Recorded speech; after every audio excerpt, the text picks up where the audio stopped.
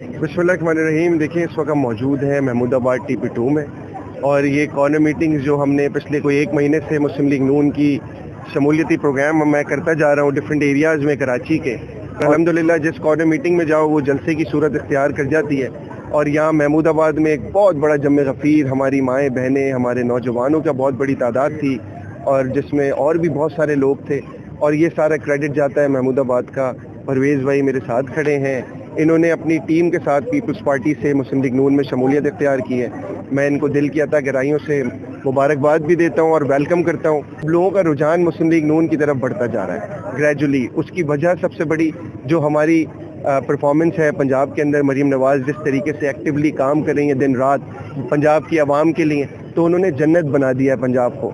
और जो मेरे पास जिम्मेदारी है प्राइम मिनिस्टर यूथ प्रोग्राम, मैं सिंध का कोऑर्डिनेटर हूँ, तो नौजवानों को जितनी अपॉर्चुनिटीज़ इंशाअल्लाह ताला वज़ीर आज़म की जानिब से हैं वो हम नीचे पास ऑन कर रहे हैं। इसी तरीके से परवेज़ भाई और उनकी टीम के थ्रू इलाकों में पास ऑन कर रहे हैं, और भी मुख्तलिफ एरियाज से हमें लोग ज्वाइन करते जा रहे हैं। एक महीने में कोई 7-8 हज़ार लोगों को मैंने ज्वाइन कराया है पार्टी के अंदर, और वो हमारी हुकूमत की बेहतर पॉलिसी और बेहतर कारकर्दगी का नतीजा है। और जो वर्किंग मेरी है सिंध के अंदर, मैं क्रॉस कराची से कश्मीर तक जाता हूँ और नौजवानों को डिफरेंट अपॉर्चुनिटीज़ दे रहे हैं। इंशाअल्लाह ताला हम एक कराची यूथ कन्वेंशन करने जा रहे हैं बाग़ जिना में, जो कि पाकिस्तान की हिस्ट्री को ब्रेक करेगा। इतना बड़ा नौजवानों का इज्तिमा आज तक नहीं हुआ होगा, और उसमें हम सारी एकेडमिक बात करेंगे, नो पॉलिटिकल डिस्कशन। अब हमने सियासी बातें बहुत कर ली, और बहुत सारी तंजीमों का, बहुत सारी सियासी जमातों का यहाँ पे लोगों ने देखा कि वो झूठे दावे वादे करते रहे और काम कुछ नहीं किया। तो इंशाअल्लाह ताला पाकिस्तान और इस सिंध का और बिलखुसूस कराची का जो मसले का हल है वो मुस्लिम लीग नून है। मियाँ नवाज़ शरीफ ने माजी में भी इस कराची को अमन दिया, और इंशाअल्लाह ताला मियाँ नवाज़ शरीफ, मियाँ शहबाज शरीफ और मरीम नवाज़ ही सूबा सिंध को भी तरक्की याफ्ता सूबा बनाएंगे। बोलो कि TP2 के लोग आज भी उम्मीद रखते हैं कोई मसीहा आए, काम करे।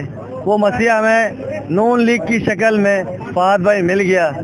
लोगों का रुझान आज भी मेरे साथ है, कल भी मेरे साथ था।